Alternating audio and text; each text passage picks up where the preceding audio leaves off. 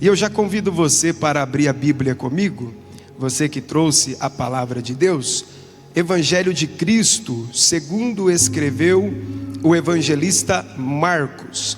Vamos ler o capítulo de número 5, verso de número 41. Marcos capítulo 5, verso 41. Deus confiou uma palavra no meu coração. Esse texto do capítulo 5 fala muito comigo. Eu escrevi um livro, ele está em fase de publicação, mas eu não quero falar sobre o que eu escrevi no livro, eu quero falar algo diferente nesta noite.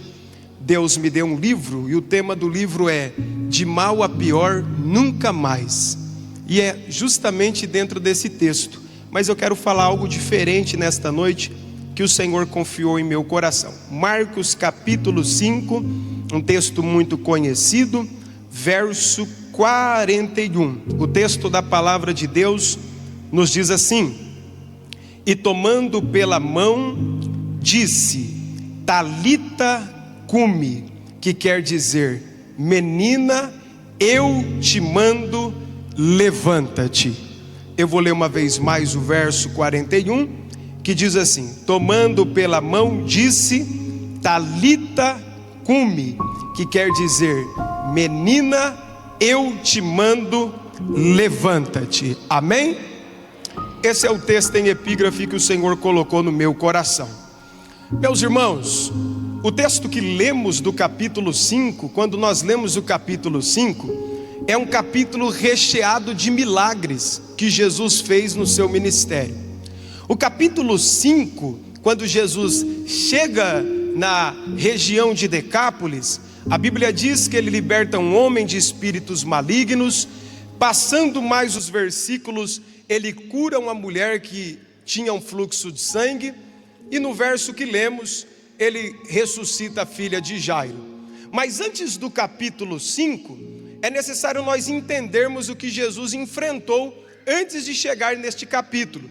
No capítulo 4, verso 35, antes de Jesus chegar na região de Decápolis, a Bíblia diz que ele dá uma ordem no verso 35 aos discípulos. E a ordem que ele dá aos discípulos é: passemos para outra margem. E o texto diz que no meio desta trajetória, um grande temporal de vento se levantou. E no meio deste temporal, diz a Bíblia no verso 38 do capítulo 4, que Jesus estava dormindo, ao ponto dos discípulos perguntar e exclamar dizendo: mestre, mas não te importa que nós estamos perecendo? Ao ponto que Jesus levanta, e no verso 39 tem uma palavra muito interessante. O verso 39 diz que Jesus levanta e repreende o vento, e repreende e fala para o mar se acalmar. Quando nós vemos esta história e os milagres que Jesus fez, nós entendemos algo muito interessante aqui. Porque em outras circunstâncias de tempestade, Jesus olhou para o vento e disse: aquieta-te vento, aquieta-te mar.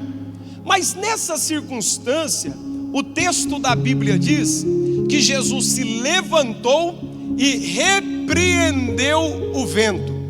Isso me chama muita atenção, porque logo no capítulo 5, no verso 1, Jesus chega em uma cidade onde os demônios estão governando.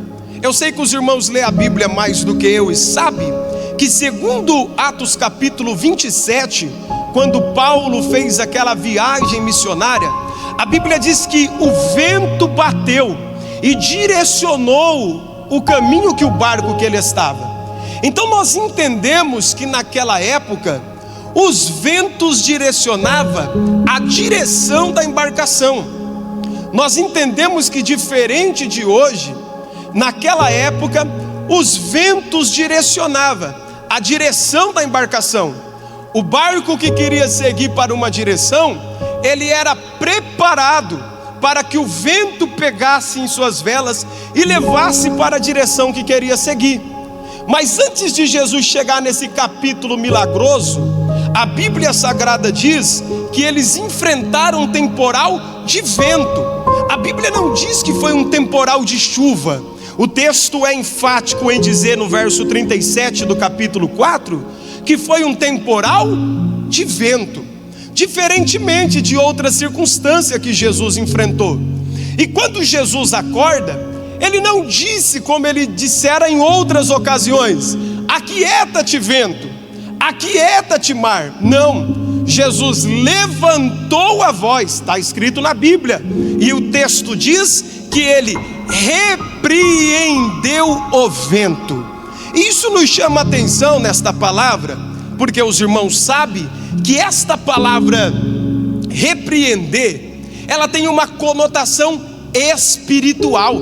É muito normal hoje nós usarmos às vezes no dia a dia e usar a palavra está repreendido, está repreendido. Quem nunca usou esta palavra quando vê que está vivendo uma circunstância diferente da natural? Quem nunca usou esta palavra quando percebeu que estava passando por uma circunstância diferente da circunstância natural? Enquanto os discípulos estavam preocupados com a tempestade, Jesus sabia onde ele queria chegar. E se tem uma coisa também que os demônios que está no capítulo 5 não queria, é que Jesus chegasse em Gadara, porque a partir do momento que Jesus pisou o pé em Gadara, aquele homem foi liberto. Opa, alguém já entendeu a mensagem aqui. É por isso que Jesus não levantou e disse aquieta-te. É por isso que Jesus não levantou e disse para. É por isso que Jesus não levantou e disse silêncio. Ele levantou e disse repreendeu o vento.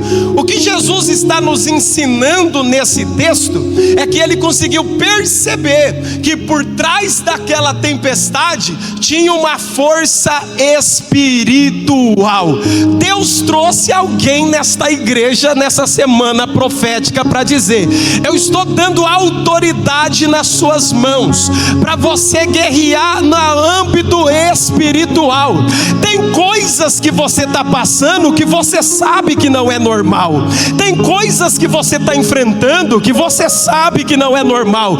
Mas assim diz o Senhor para a igreja metodista de Presidente Epitácio: eu estou colocando na palma da minha igreja ferramentas espirituais. Opa, alguém entendeu com a mão levantada? E eu vou melhorar esse texto. O Senhor está dizendo: eu estou entregando ferramentas espirituais na palma da minha igreja. Você vai chegar lá na sua casa e você vai entender que o inimigo não é teu esposo, não é o teu filho. Eu vim dizer que tem alguém por trás dessa tempestade, mas o Senhor está colocando na palma da sua mão ferramentas espirituais. Ferramentas espirituais. Quando ele chega no capítulo 5, para avançarmos, o texto diz que ele liberta esse homem, e logo depois, no verso 21, a Bíblia diz que um homem conhecido como principal da sinagoga chega diante dele e faz um pedido. O pedido que ele faz é: eu quero que o Senhor vá lá na minha casa, coloque as mãos sobre a minha filha. Guarda bem esse verso 23, que ele diz assim: coloque as mãos sobre a minha filha, para que ela seja salva e para que ela viva. Quando nós olhamos esse texto, a Bíblia não diz que esse homem é um homem qualquer. A Bíblia diz que esse homem, conhecido como Jairo, é principal da sinagoga.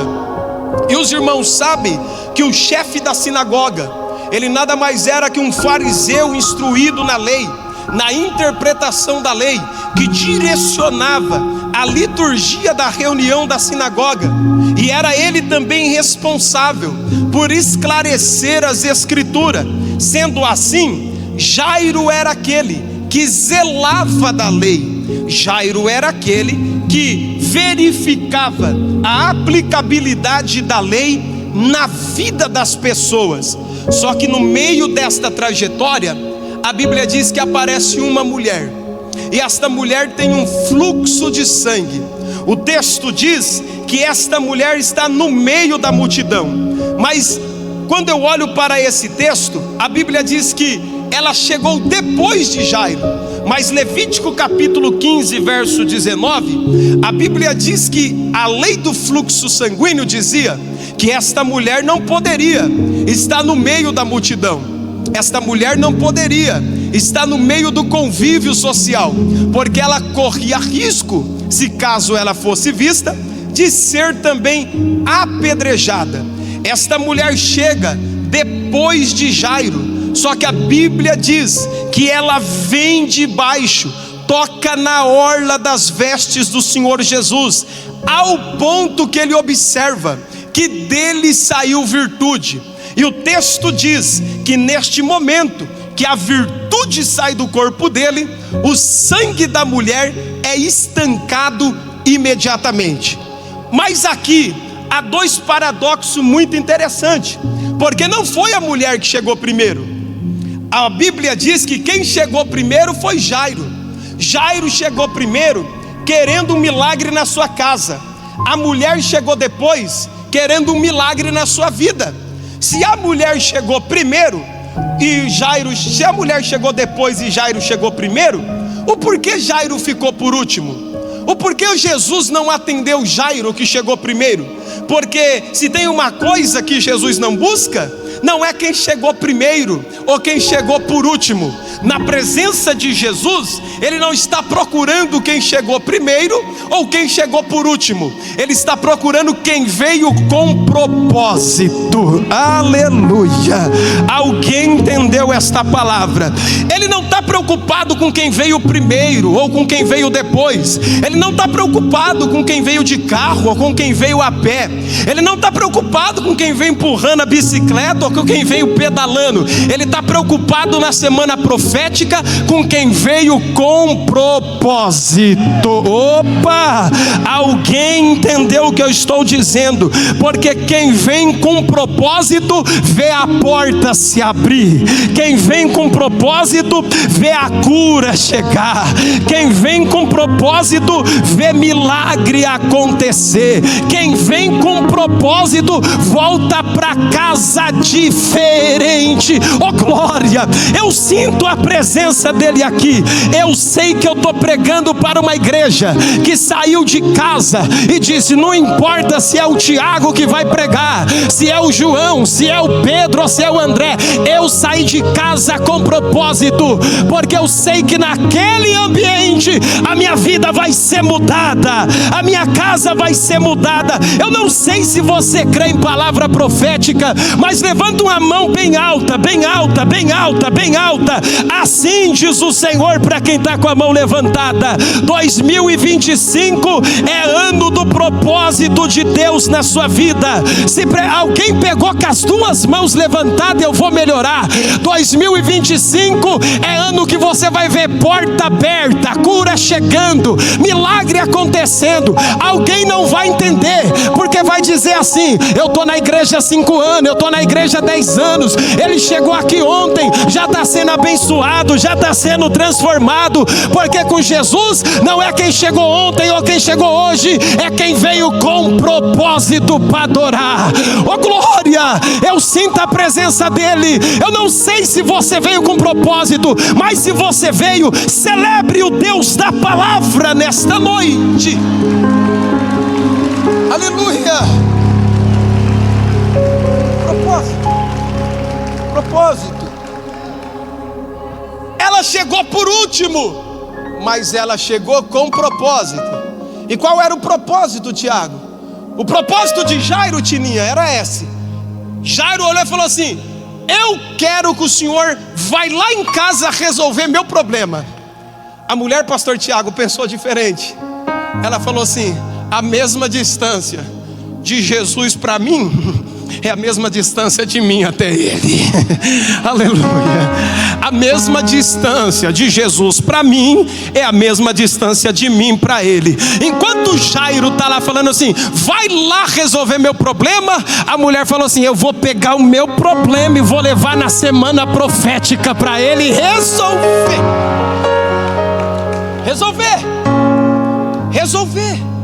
Precisamos entrar nesse ambiente com propósito e entender que enquanto essa semana está acontecendo, uma palavra desse altar pode mudar a nossa vida para sempre.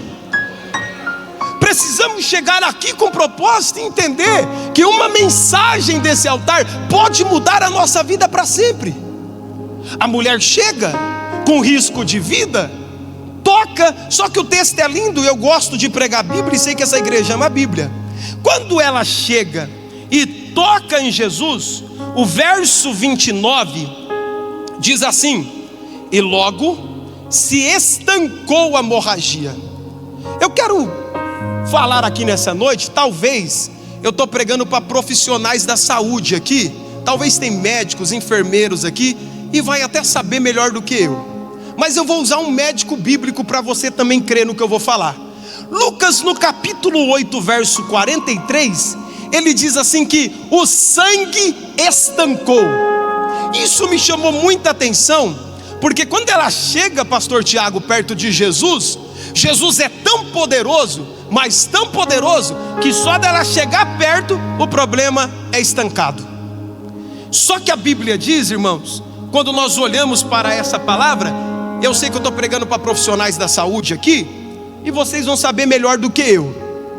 Quando alguém se machuca, e às vezes o sangue está saindo da pele, os primeiros socorros ali, qual que é o objetivo? Estancar o sangue. Tem algum profissional da saúde aqui? Levante a mão se tem. Os irmãos lá no fundo. É ou não é estancar o sangue, se o sangue está saindo com muita veemência? Então quando ela tocou em Jesus, o sangue foi estancado. Só que estancar não é curar. Estancar o sangue é parar por um tempo. Precisa ser tomada outras medidas. Precisa talvez passar por outra fase. Dependendo, como o irmão está ali, que é profissional da saúde, às vezes precisa de uma cirurgia, de alguma outra coisa, ou não é verdade? Quando a Bíblia diz que o sangue estancou, a Bíblia diz que o sangue parou por um tempo. E aqui há um problema crucial nisso aqui. Por quê? Porque tem gente que se contenta com sangue estancado. Tem gente que vem na igreja e se contenta com problemas resolvidos por um tempo. Tem gente que sai de casa, vem aqui e sabe que o ambiente aqui é tão poderoso, a presença dele é tão forte, que você vai ter paz momentânea, você vai ter sangue estancado, você vai ter problema resolvido. Mas sabe qual é o problema? Quando você volta para casa, o sangue volta a jorrar. Quando você volta para casa, o sangue volta a bater. Eu vou melhorar para você entender. Tem gente que acostumou vir na igreja estancar sangue. Tem gente que acostumou vir na igreja apenas resolver o problema momentâneo. Ele não quer se posicionar, pastor Tiago. Ele quer vir aqui porque ele sabe que esse ambiente é tão poderoso que aqui o sangue se estanca por um tempo. Ele está acostumado a vir aqui e ter paz enquanto o culto está tendo. Ele está acostumado a vir aqui e ter tranquilidade enquanto o culto está tendo. Mas o problema não é aqui. O problema é quando volta para casa. Eu estou pregando, eu gostei do povo do fundo lá que está dando uns glória a Deus forte. O problema não é aqui, o problema é quando volta. Quando volta, o sangue volta a jorrar. Quando volta, a depressão volta a bater. Quando volta, a ansiedade toma conta.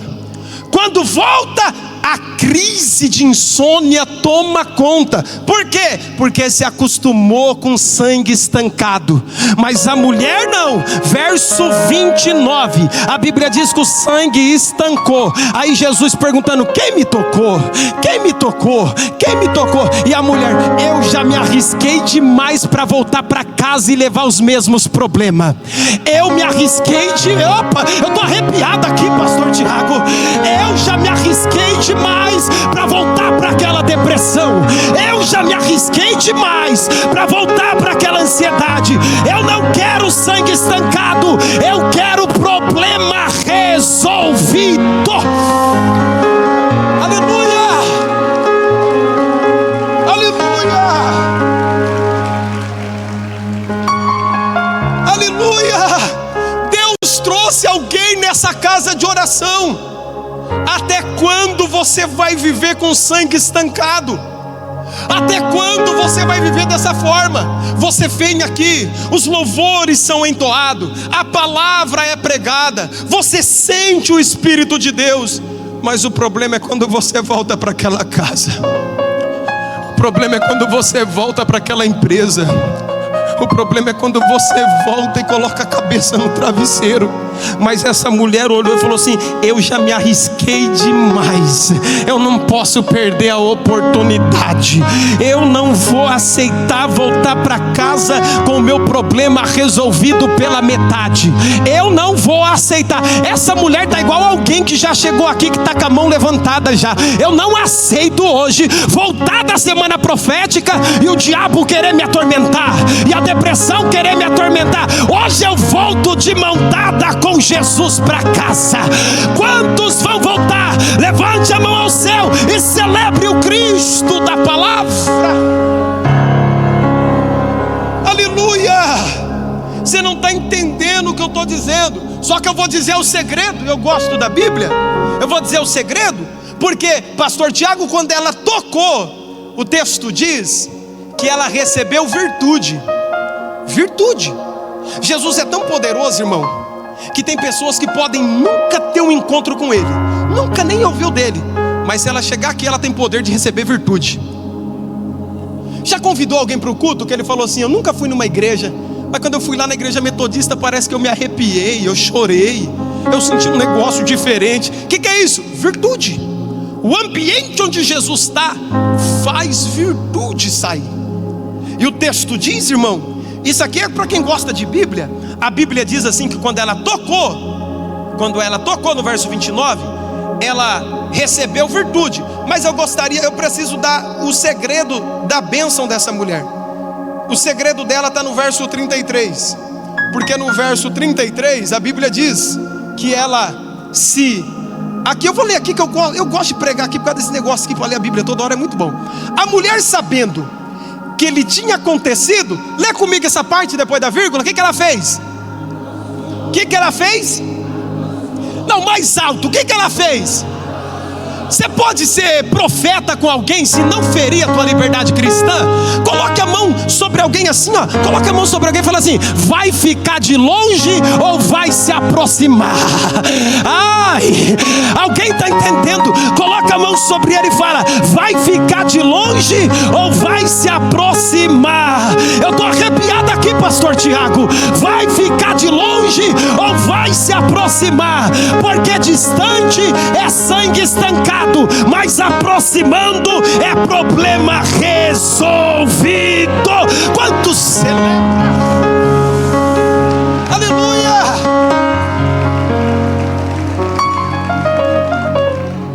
De longe é sangue estancado, e de perto é problema resolvido.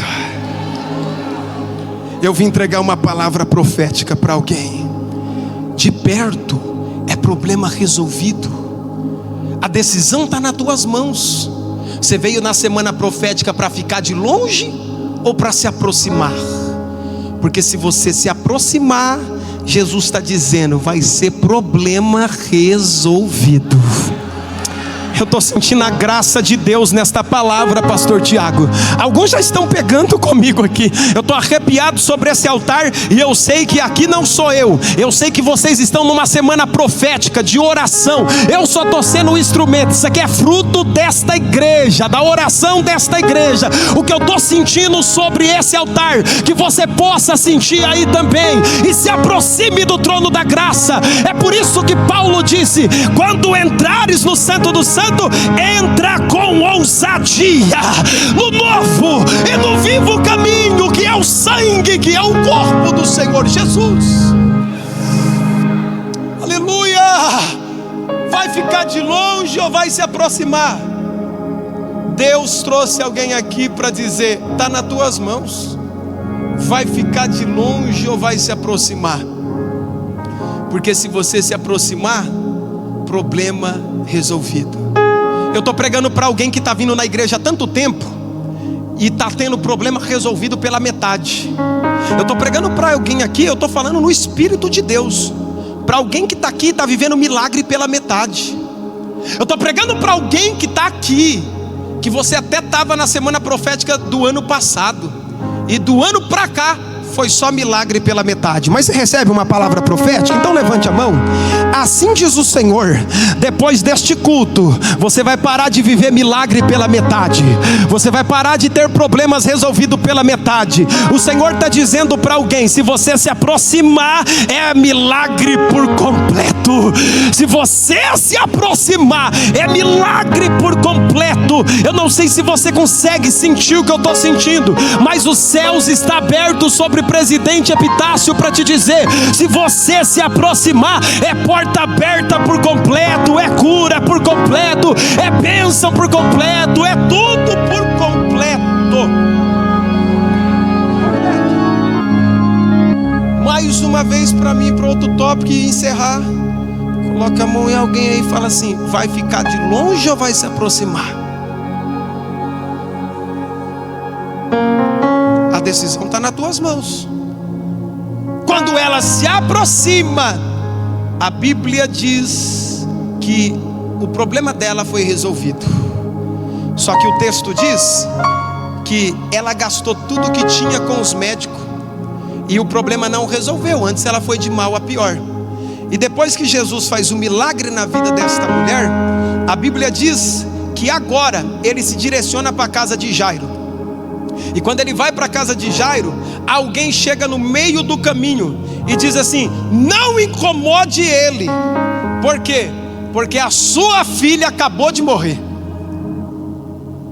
Alguém chega com uma notícia tão ruim para Jairo, mas tão ruim.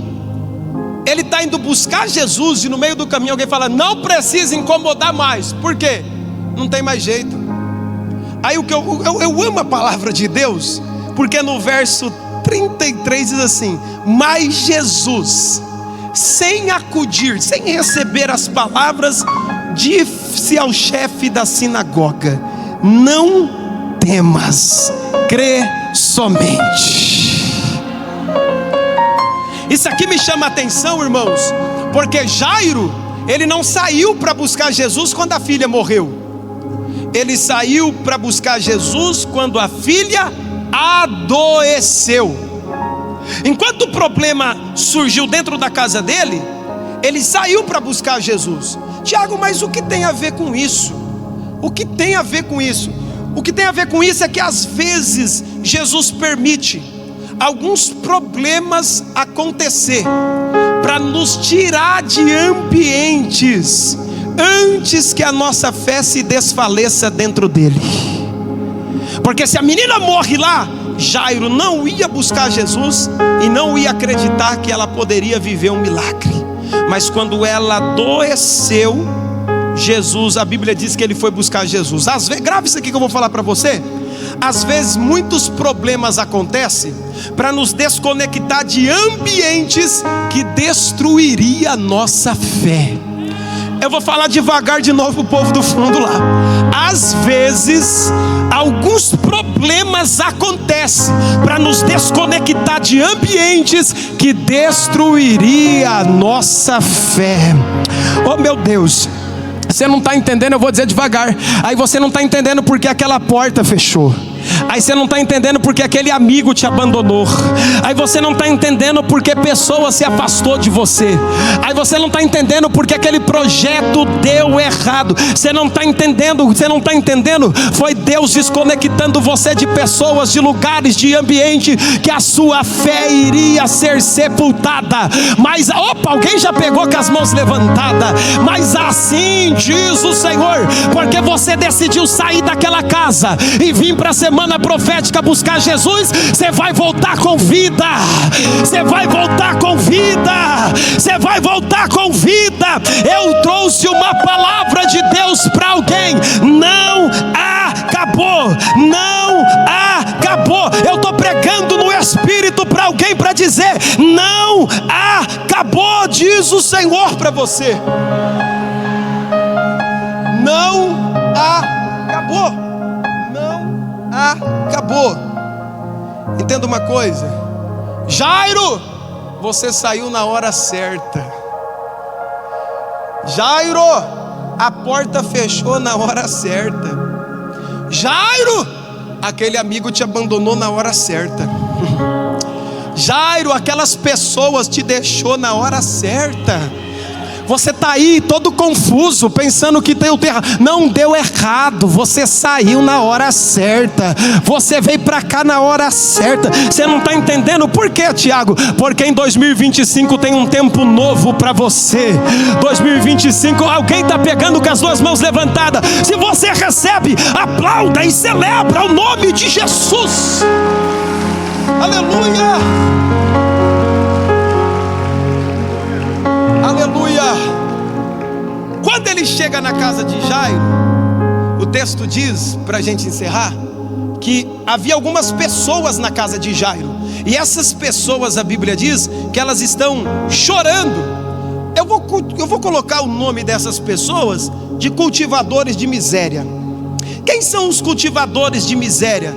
São aqueles que só são seus amigos enquanto você tem uma história triste para contar.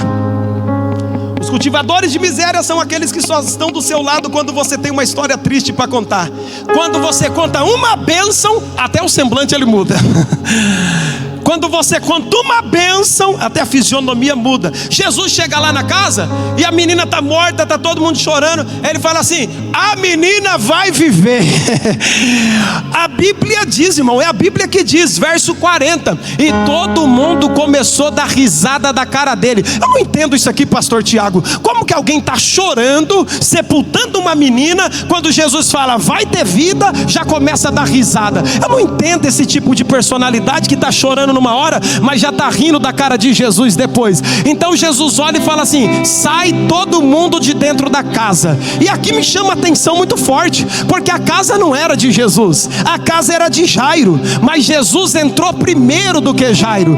Eu tenho certeza que se fosse para Jairo tomar uma decisão, ele não teria coragem, porque tem algumas vezes na nossa vida que Deus já deu sinal, já mostrou para você que algumas pessoas não tem que entrar na sua casa, não tem que estar lá dentro, mas você não se posiciona, você não toma decisão.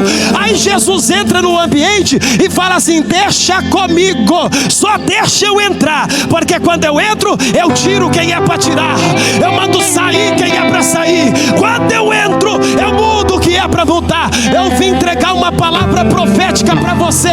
Assim diz o Senhor: deixa o Senhor ir na frente, porque quando Ele vai na frente, você não precisa fazer nada. É Ele que tira, é Ele que traz, é Ele que tira, é Ele que traz, é Ele que tira, é Ele. Eu vou falar até você entender e celebrar. É Ele que tira e é Ele que traz.